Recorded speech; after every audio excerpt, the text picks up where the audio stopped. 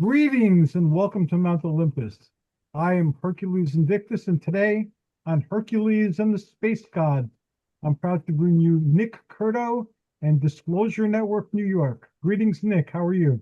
Thank you, Hercules, for your warm welcome. I've never been better.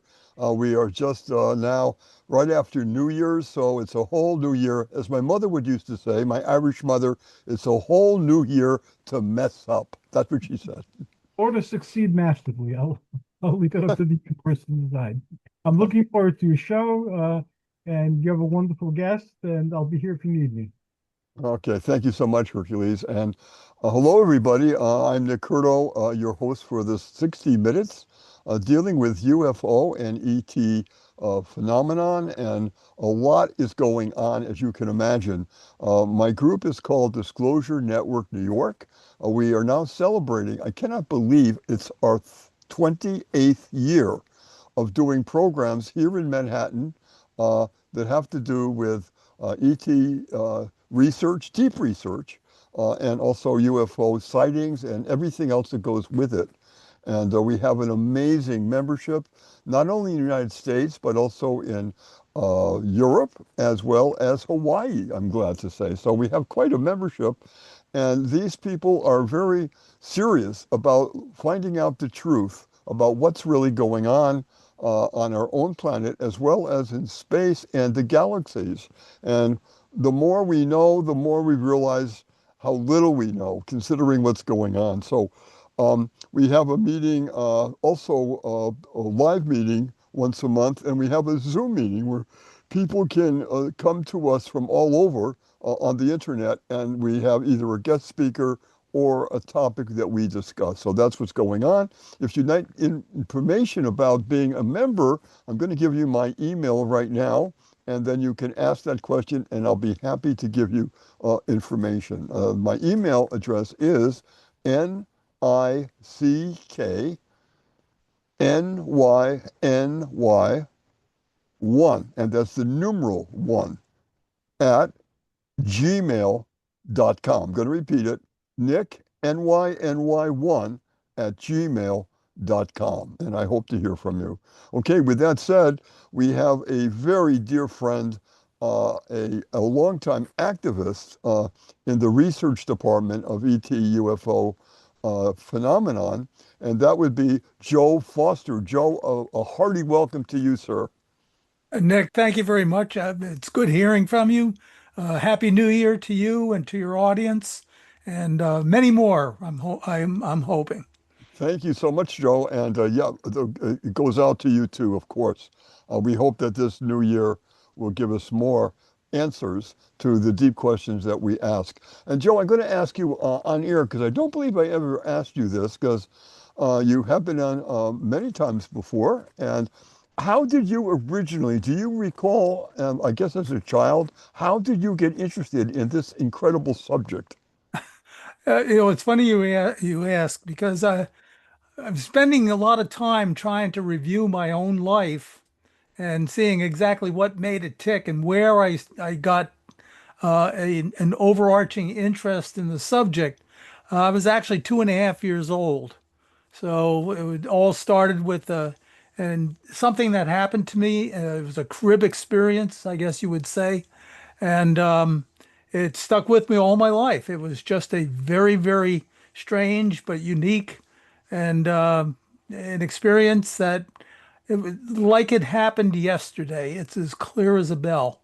I was able to validate a lot of the things about it uh, just a couple of years ago, actually. Before my parents passed, I talked with them both about it, and they validated exactly as I remembered the room and everything else like that. So that's when it all kind of started. It was there was an entity of some kind in my room, actually in my parents' room. My crib was located at the base of my parents' bed on my mother's side, and I found myself standing up, leaning against the headboard of the crib, and caddy corner on the far side, closest to my parents' bed, was some type of a creature. And we just spent about 5 or 10 seconds staring at each other. and then I don't remember anything else.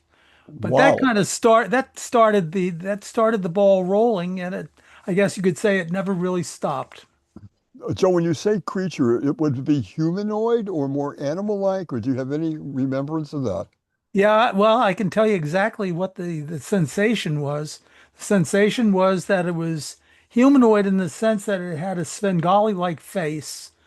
It was very white face, but it had on like a costume. But it was only small. It was maybe 2 foot tall, and it was actually perched on the railing of the crib, closest to my mother's side and everything. And like I said, it was very weird. It had very dark eyelashes, dark beard, kind of a goatee type of beard, and it had some type of headgear on that kind of replicated horns. But the body itself reminded me more, maybe it's because I saw a cooked lobster. It reminded me more of a cooked lobster than anything. And like I said, the entire experience lasted maybe 10 or 15 seconds. I was wide awake 1 second and then nothing.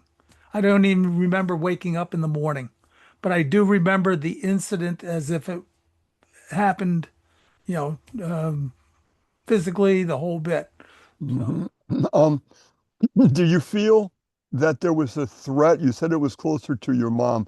Did you feel as though there was any threat to her in any way? Did you feel anything like that? no, no, No. to me, the sense that I had was that it really wasn't paying attention to my parents. My parents were both sound asleep, of course. There was a moon out because the whole room was kind of bathed in moonlight. And where the house was, it was in a very remote part of a field on a farm, and there was nothing behind. So that's kind of what it looked like. The room was illuminated. I was wide awake and standing there. I wasn't afraid. There was no sensation of fear, maybe a little curiosity, but that was about it. And then What was the location of your house, huh? it was actually in East Hampton. It happened on a farm in East Hampton, East Long Hampton. Okay. Island. Yeah. It was just on the farm itself is on the outskirts of town, and we were living on that farm at that point in time. So interesting. Thank you for sharing that. I've always, ever since I can remember, even as a child, a young child, I've always been so taken with this subject. It's just been there all along, uh, very, very strong that I wanted to know so much more about not only our own planet, but what was beyond. And I think when you're a very small child, your world is really your home, your bedroom and your parents' home. But I remember looking out the window and seeing skies with stars in it, and I asked, "What's out there?" And the answer was, well, it's limitless, and we really don't know what's out there. And that was triggered me. I went, oh boy, here we go. This is going to be a long, lifelong experience and pursuit of what is out there. And boy, there is a lot out there from what I've been reading and seeing and feeling. And I have had one major personal abduction experience where I literally was face to face with what I believe was a gray. Um, it was scary in that it didn't allow my free will to have, I could not move my body at all. My body was absolutely still. I was outside. I was actually sitting on the hood of a car, and this ET was about maybe a foot from my face, and it was dark, and it was a forest. I was sitting in my parents' car. My parents, I didn't know where they were. They were somehow gone from the car, and it was noontime when the car was pulled over, so to speak, and by waves of energy. And all of a sudden, it was deep nighttime in a forest. I was alone, and I was looking at this being that was looking right at me, and there was no communication at all. I just felt scared that I didn't know what was happening and that I literally couldn't move anything in my body. I was looking right at this, I believe him. And the next thing I remember, we were back in the car and slowly, very slowly driving back home. This was in Massachusetts. And we never talked about it ever. It was almost like something had said to us, never think about this again. Like almost erasing your mind of anything like that. And many, many years later, perhaps 35 years later, and this is crazy, it all streamed into my mind again. Now, what did that? Was it a sound, a smell, a word, but something triggered this experience really very vividly into my mind. So anyhow, for what that's worth, I want to share that with you and our viewers that this happened. So there you go. Now, I'd like to talk to you now. We just had, of course, New Year's. 2026 is our new year. And of course, history has sightings and reactions of ETs many thousands of years, and we're just still learning about that little by little. Just wanted to ask you particular readings, perhaps, of some maybe cultures that were reporting ETs or beings from other galaxies, other places. Would you like to share a little bit of that? Well, my understanding, and I'm not an expert by any stretch of the imagination. However, all the shows that I've seen, anything that I've read to date, all points to all cultures having some type of an experience that you could say it's a God experience. You can say it's a an alien experience, and even other shared experiences like the Great Flood. All the cultures historically have flood stories. So, you figure since it transcends the cultures, the indigenous cultures in various places, whether it's China or in Africa or the Far East, the Middle East, whatever, they all kind of share, and the stories themselves are even shared, like the story of Noah's Ark. That actually goes back to I don't know if it's Sumerian or it was pre-Assyrian times, but they have the same type of flood story, the same type of an ark story. So, I think there's I'm not going to say cultural misappropriation, but I'm going to say that the societies with all the conquering that was going on, the various cultures that conquered, and then they moved out the diasporas. Every time the Assyrians conquered something, they moved people out. They moved people from one area of what is now the known world or the conquered world to another area. And of course, they take with them their cultural history because it's being destroyed. They lost the war. Okay. So I think there's a lot of that going on. And as far as tying it into alien cultures, I think that is highly not only possible, but probable. I would say probable, again, because the stories about flying creatures and flying shields of Alexander the Great was getting ready to invade India, and he was at the river, and he was going to cross over, and all of a sudden, flying shields spooked his elephants and they would turn back. So it's all out there, and you can do with it what you will. But I would say that if I was to bet on it, I would bet that the cultures and had seen alien technology, and I think the aliens have been here for a long, long time. I totally get that, Joe, and I feel as though I've always felt as though our planet has been watched from the very beginnings, watched and observed. And also, uh, things have come here many, many times of different cultures. And one of the proofs of that is look at some of the architecture that goes back thousands and thousands of years to a primitive people that were using stones and little axes. And yet the incredible architecture shows that it was perhaps lasers that did that. Couldn't have been regular pounding of stones. It was sophisticated and very powerful lasers that cut some of these stones that were put into these magnificent, gigantic buildings. And it doesn't make any sense. The culture could possibly produce that kind of tools. So they had to come from some other place. And I think that's a sure bet that we were visited and in some cases really helped, which is an interesting thing also, that we were helped in so many ways culturally, medically, architecturally, spiritually. Even the Indians in the West talk about the star ships and the star people, and it goes back thousands of years when they were told that they would return. These star people and the ships would return. Now these are American Indians that were handing down these stories. There's no reason they would make that up. It's too unique.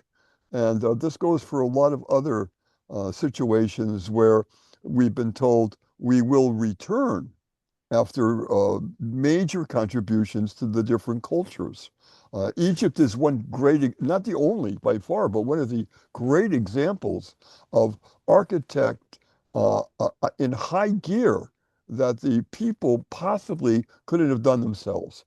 And they're even now finding many more indications of chambers and tunnels and other things underneath the pyramids and the area around there, as you know. Joe, have you ever been to Egypt? I'd be curious. Actually, I came close. I was just in Saudi Arabia last summer. Oh, So now, again, when you go to someplace, you want to learn something about it. And of course, Saudi Arabia is one big desert. I mean, it's a massive desert. But it wasn't always like that. Only 5,000 years ago, the place was lush. It was green. It had rivers and lakes, and it had everything that, the Garden of Eden would have had. And of course, that's very close to what they believe the Garden of Eden is at the mouth of the Euphrates, okay, where it empties into the Persian Gulf. So, I mean, the stories and the stories that transcend the modern Bedouin. Okay, the Bedouins are nomadic, but at one time there was cultures that built massive buildings. They grew crops. They were very advanced and sophisticated. But now, if you go there, you see something a vast wasteland that has a lot of wealth because of the oil and minerals, but it's still a vast wasteland. And now what's happening, you're seeing a massive effort to turn it into, well, I guess you would say their vision, they have a vision 2030, and they're getting ready to build massive cities. 100-mile long city is what they envision. And it's going to be totally enclosed. It's air conditioned. It's got hanging gardens, and whether they do it or not, I mean, it's not the lack of effort. They're doing the first half mile of it, but they scaled it back because of the costs associated with it. They also want to build things like a ski resort on the Red Sea. wow. Okay. Yeah, an alpine ski resort is what they want to build, along with the villages and things like that. So, I mean, if you can imagine, like Disney said, if you can imagine it, you can do it. You know, and of course, if you have enough money, you can probably do it a little bit easier. Well, So, the city of Dubai, all that area, it's oh yeah, multi-billion-dollar wealth, and there's no yep, limit to the amount of wealth that they have. And of course, as you know, the plans are unbelievable of what they're building now and their future of what we're going to be doing. And it's going to be, as you're saying, futuristic city times 1,000. And yeah, that's going on right now in what is currently a desert area. yeah. But there's always a fly in the ointment someplace. And when I was there in Saudi Arabia, I had to meet with various people, including some government people. And the thing was, there was always you could always get the sense, even if it wasn't articulated, that there was some consternation about the relationships of the countries out there. And now what we see is the Saudis have just attacked southern Yemen, and that's where the Houthi rebels. And it's not a stable area by any stretch of the imagination. And it looks like it's going to be a while before they can really, work the bugs out and try to, get along, go along and get along. So a long ways to go, but also, and UFOs are definitely seen there. There is definitely UFO activity in the region. Saudi Arabia for sure, but also I believe the Emirates.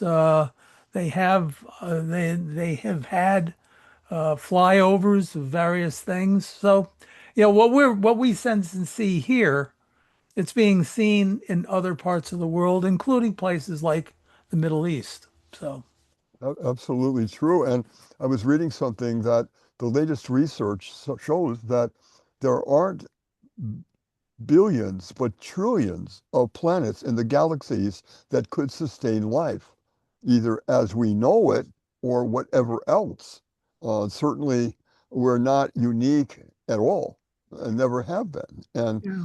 we're becoming, stepping down a little bit from we're the only intelligent civilization. That is very, very old-fashioned thinking.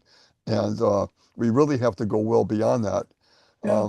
Our government has recently moved a little bit towards disclosure. Do you want to comment on that?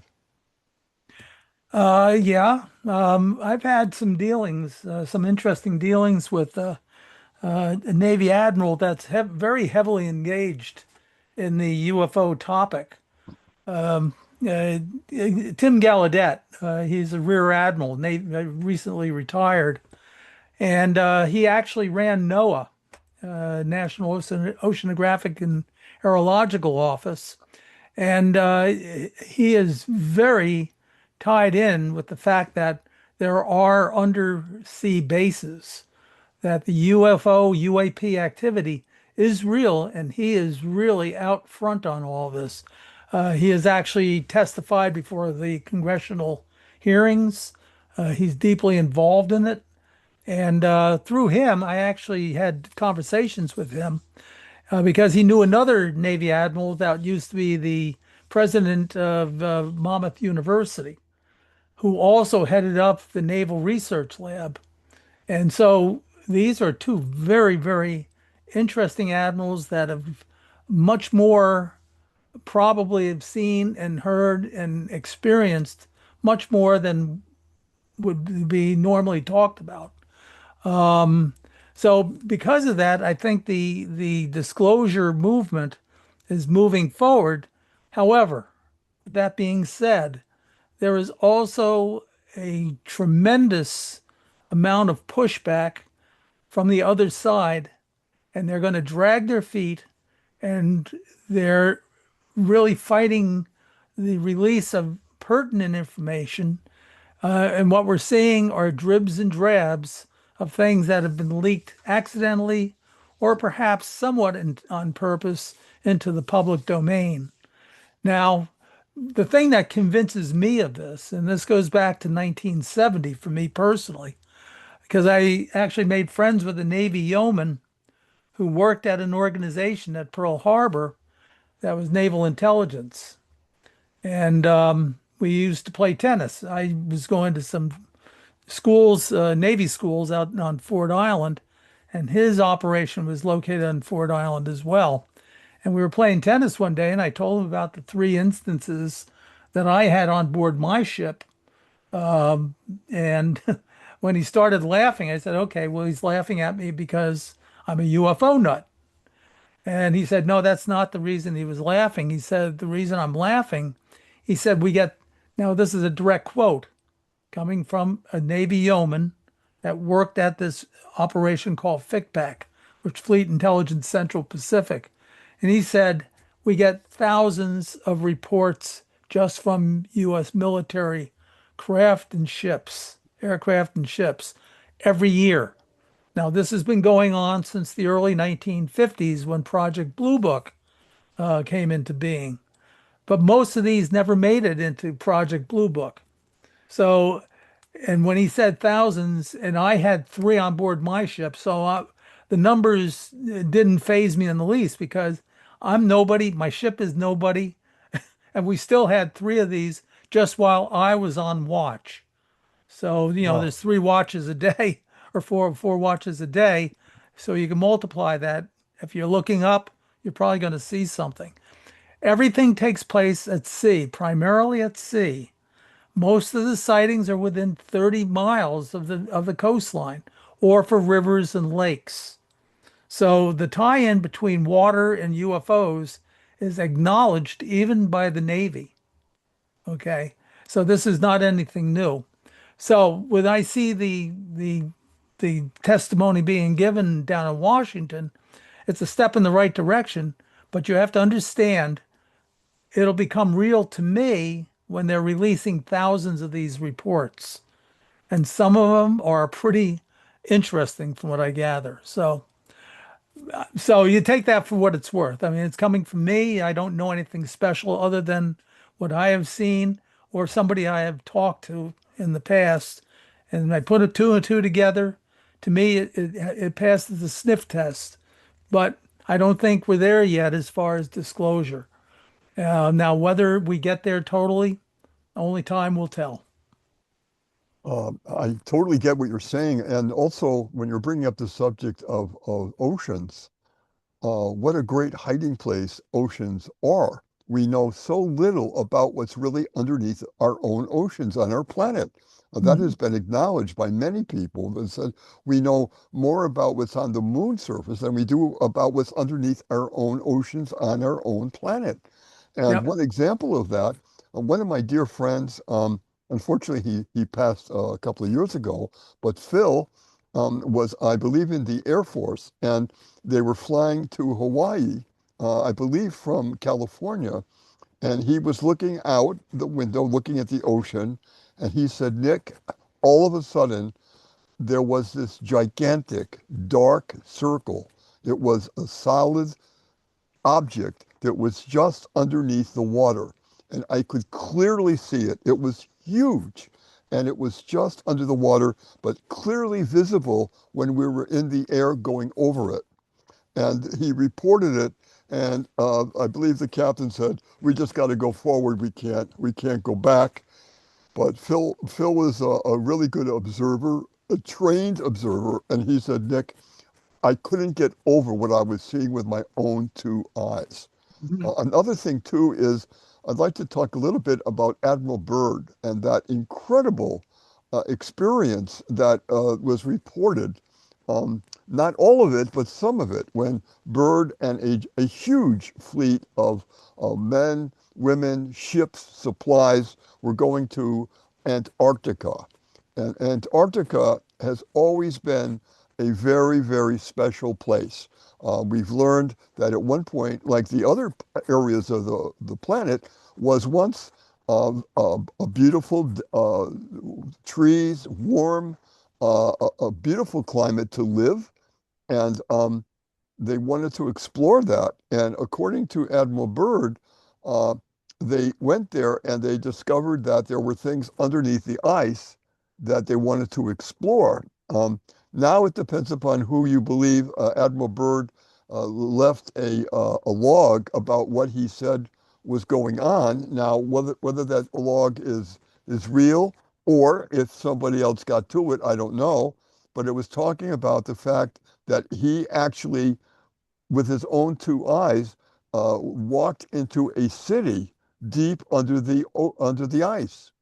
And there were beings there, many beings in a major city. He described it, according to the book ledger, as a crystal. It looked like crystal, only it wasn't a crystal. It was an inhabited, futuristic city that was there. And Also, they talked about the fact that flying objects were attacking their boats. And instead of staying there for several months because they had all the supplies they could possibly need, they turned around and very quickly the whole group came back and then were quite silenced about what they had seen. Do you have any take on that at all? The only thing there's a couple of things. First of all, Antarctic. The fact of the matter is that if you go down 10, 15,000 feet through the ice sheet, you'll find remnants of tropical plants. There's also under lakes down there too, and the air has actually been trapped in these pockets for millions of years. Now, the interesting thing, looking at it strictly from an astrophysics perspective, at one point, uh, the Earth, okay, there's a bunch of things. Some of them are pretty scary right now. The Earth, we're getting ready to go through a shift of the magnetic pole. This has happened in the past. That's not anything unique. It's happened at least two or three, maybe four times that I think we know of. And of course, we don't know exactly how it's going to impact life, other than the fact that what is north now will be south when the poles flip. And of course, animals, birds, and fish, they use the magnetic poles for navigation purposes. So there's going to be a lot of confused birds that'll be flying north for the winter and south for the summer.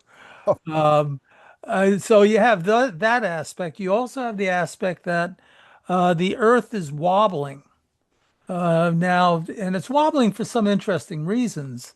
Apparently, because of all the water projects in China, all water, what is it? A gallon of water weighs 18 pounds, whatever. When you start damming up all these rivers and create large bodies of water, that's all weight, and it's being concentrated in certain areas. Now, India has been doing the same thing. Now, China is also in over 1 year poured more concrete than the rest of the world has poured in 10 years. And of course, that concrete is going into buildings. So, what you're setting up here from a physics standpoint, as the Earth rotates, all these areas that have now shifted to the weight are also having an impact on the rotation of the Earth, as well as where the true axis of the Earth is pointing. Now, the fear here is that we could flip the axis or slip the axis. And if that happens, even if it's only like 10 or 15 degrees, you're going to have parts of the tropics that are going to be up above the freezing zones. You're going to have that type of upheaval. And that happened before. This is not anything that has not happened before. As a matter of fact, they feel that I believe it was about 20 degrees. There was a 20-degree shift that had part of Antarctic above the tropical zone. And of course, Wow. you had tropical forests, you had all the plants and everything else that would be indigenous to that particular climate. So if that's the case, now, and again, not to get political about the whole thing, we talk a lot about climate change or global warming, global cooling, whatever you want to call it. The fact of the matter is, it's been happening since the beginning of time, over 4.5 billion years for us, and it's going to go on until the end of time for us. So, but the thing is, what are we causing, and what is the natural effect that is taking place? So, all these things could happen. We also had something that was known as a mini nova. Okay, now a mini nova is not a supernova. However, it has the same basic impact. Basically, what it was is all of a sudden, good old Sol flared. Okay, going back several million years, 20 million years ago or whatever, and it actually fried half the Earth. The hemisphere that was facing the sun was destroyed by this flash of solar power. Can that happen again? Yeah, darn right it could. Do we have any idea if or when it's going to? We haven't a clue. The old saying that we know more about the face of Mars than we do the depths of our ocean, that's only partially true. We know even less about our sun. We only go down a couple of miles through we don't know what's going on underneath, and there is a lot going on down there. Right now, we're in a solar maximum. So we're going to be seeing X-class solar flares. Could we have another solar flare like the one that hit in what, 1870? That's the one that fried all the telephone wires. They all caught fire. And we came close. We actually had a solar flare that was seen about a month or two ago, and it was about two-thirds the size of the one that fried everything. Now, we're lucky if something takes place in the center of the sun facing us, we get a broadside effect. Luckily, the one that happened not too long ago was up the upper northwestern quadrant of the sun. So we only got a glancing effect. We got some solar flare activity, but it wasn't anything like if we got smashed by something else. So we don't know. We're hoping it doesn't happen. We'll be leaving the solar maximum soon, but that doesn't even mean anything because we don't understand what the sun is doing or how it's doing it. So throw into that the photos that they've taken of objects flying into the sun, flying out of the sun, or even draining massive amounts of plasma. Okay, we're talking about spherical object that was seen draining plasma from the sun. Now it could be some type of an optical illusion, but the thing was that spherical object was 10 times the size of Saturn. Okay. So Whoa. you're not talking about small scale stuff here. We're talking some really bizarre things. And NASA says, "Oh, don't worry about it." Well, guess what? I see something like that. I'm going to think about it. And if I'm thinking about it, I'm probably worrying about it too. Absolutely. Absolutely. I didn't know that part of that story. That's quite something. Wow. Amazing. Amazing. There's so many things out there that we're just beginning to get a little bit of knowledge about. Uh, what we do know is just infinitesimal to what the real knowledge is.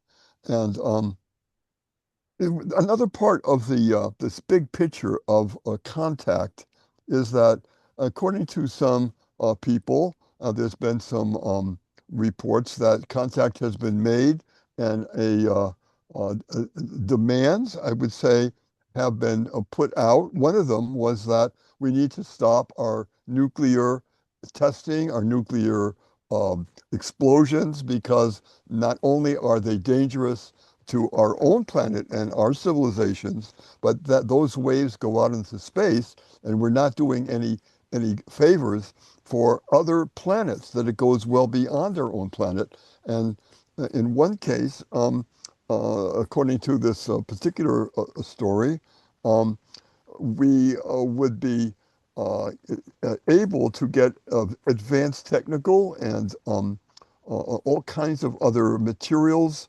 to help our planet and the civilizations in it if we were to stop. Val Thor is what the story I'm referring to, and he said that um, they had made contact, according to the story, with our own government at the time, and the deal was that if we were to stop, and every country on our planet was to stop nuclear testing, nuclear explosions, which are dangerous, they would give us advanced technologies to help our planet. Now, the bottom line is, after a couple of years of asking the different countries to do that, the answer was, unfortunately, the answer is no, we can't make that deal. And according to the story, he has left, although they're still monitoring our planet. Do you have any comments on that particular story?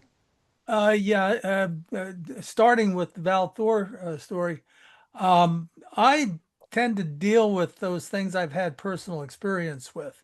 Okay. However, The story is very interesting in the sense that the timeline of it, uh, after the meeting with President Eisenhower by Val Thor, there were Yep. actually two meetings. There were two different groups. In the first group, I think were described as the Nordics, and of course that would be Val Thor and his crew. And part of the conversation was, you captured the entire conversation with Val Thor about saying, do away with your nukes and we'll give you technology and we'll get you to join the Galactic Federation or whatever. Uh, but when Eisenhower said he couldn't, and there's no doubt in his mind that he couldn't because number one, you have a deep state, whether we want to acknowledge it or not, it does exist. The military industrial complex, everything that Eisenhower talked about was the reason that he couldn't swing that type of a deal, not unilaterally. And you wouldn't be able to get the entire world on board with it in a short period of time. So when he said he couldn't do it, part of the conversation was he said, well, look, why don't you stay with us, spend a couple of years with us, learn about us, and we can learn about you, and you can stay at the Pentagon. So the story has it that he was actually sequestered at the Pentagon, and I believe he was able to free to come and go. It wasn't like he was locked up there. But the interesting sidebar story that I take with great credibility is that George Filer, who was an aviator, was actually stationed during the Cuban Missile Crisis. He was down in Florida at one of the air bases down there, and he was a courier because his military intelligence was what he was actually working at the time. So he was carrying dispatches back and forth between the four deployed troops down there, for the blockade, and back to Washington, where he would report directly to the general in charge of the Air Force at the time, Curtis LeMay. And he said he was going up there, and he showed up at the Pentagon, and he was met by a colonel. Now, George at the time was a captain in the Air Force, and he was met by a colonel, and they were walking through the corridors of the Pentagon, and the colonel said to him jokingly, or maybe not so much jokingly, would you like to meet our alien? He's in the cafeteria right now. And of course, George said, yeah, take me to him. He said, no, your dispatches, we're getting ready to go to nuclear war with the Russians. Your dispatches are more important than meeting a supposed alien in the cafeteria. So, but that's a true story. When George tells it, it's a fascinating point. I definitely believe that he was told that. He never directly saw it. He didn't go into the cafeteria, but it adds validity to the overall story, at least in my mind's eye. Absolutely. And George Filer has something called the Filer Files that Mhm. is on the internet, and it's cutting edge as it goes. George Filer is, in my estimation, one of our heroes of the disclosure movement, and he's Yeah, been doing that all his life. And kudos to George Filer and his wonderful research and sharing that with the population on a very regular basis. He's amazing, yeah. amazing man with incredible. I would love to have him as well as one of my guests on my Oh, program. he would do it if he can get his Zooms working. He's had a lot of problems with his computer, but I actually I interviewed him, did a military interview. It's one of the things that they've been doing for veterans. They've been capturing various aspects, and he actually Oh, did he did a nice. I'll send you the link to it if you want to see it. oh, But we'd love to see it. Absolutely love to see it. and Yes. he would definitely like to do a Zoom show with you, I'm sure. It's just that you have to catch him at the right time when his computer is actually working. That is such a I'm not going to wonderful. call George a Luddite, but George is a Luddite. Oh, that's great. That's so funny. Yeah, That is so he's a funny. good guy too. He and his wife are they're a sweet couple. So Do you have any yeah, idea how old George is now? Do you any yeah, idea? he's mid to late 80s. So God bless him. God bless him. yeah, well, he was he was involved in the alien shooting at McGuire Air Force Base back in uh, 1978. tell us more about that, please.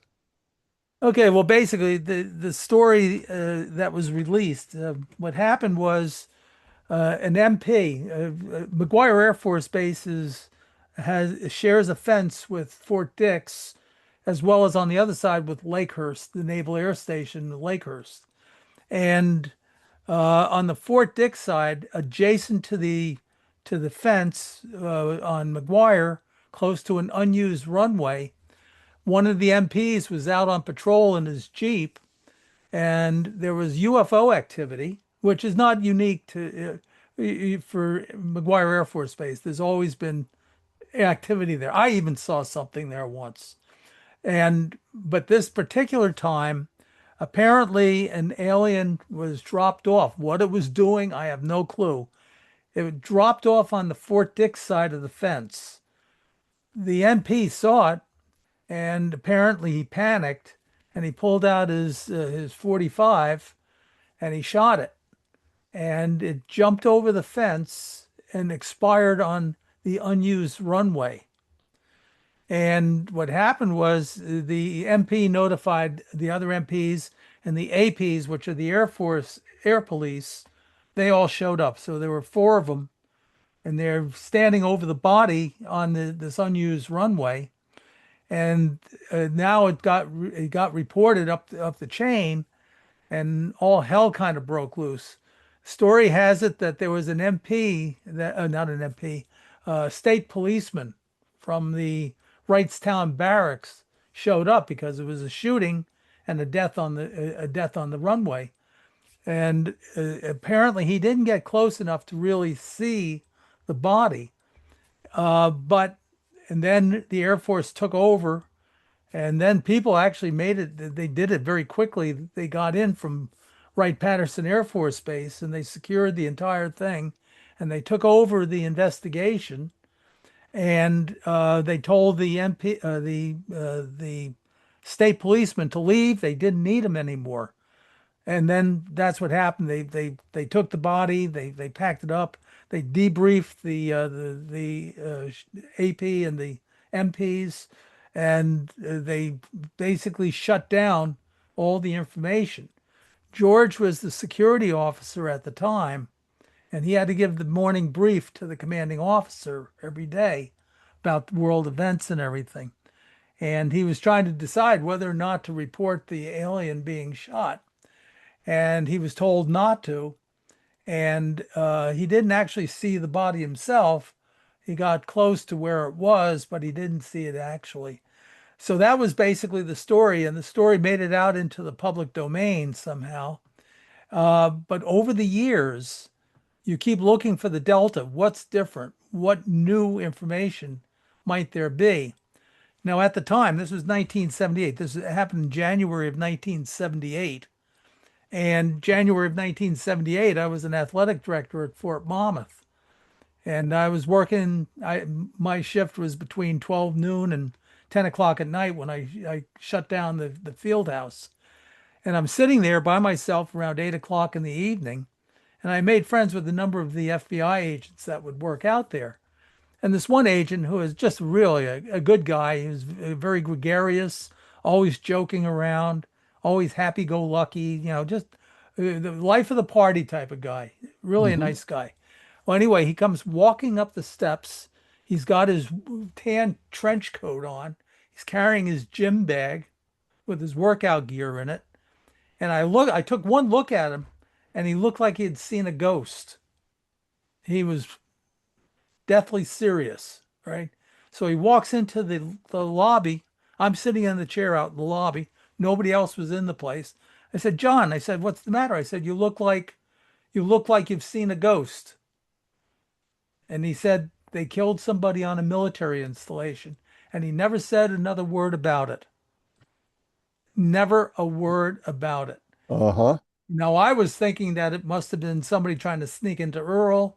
Maybe they're going to try to break into one of the nuclear bunkers or something like that. And he was shot by the Marines or the guards. but there was never anything in the newspaper. Nothing came out. And my friend never said another word about it. He was totally clammed up about it. So to me, that was validation that something happened. Somebody was killed. Whether it was alien or not, that's I can't say that. All I can say is something happened, and I know that the feds were somehow involved in it, as were the state police at the time. I would come to the exact same conclusion that you have. I want to ask you before it's almost time. I can't believe this hour goes so quickly. It always does.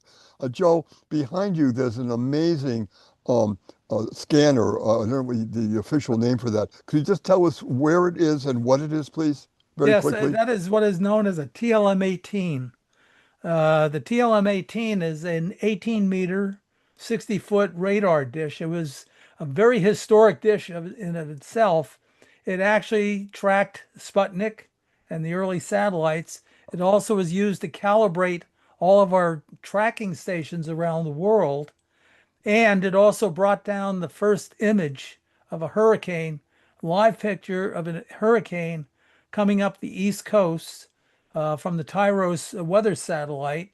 It was printed out there at Camp Evans, that's part of Fort Monmouth, put on a helicopter, flown down to Washington, D.C., and put on President Eisenhower's desk.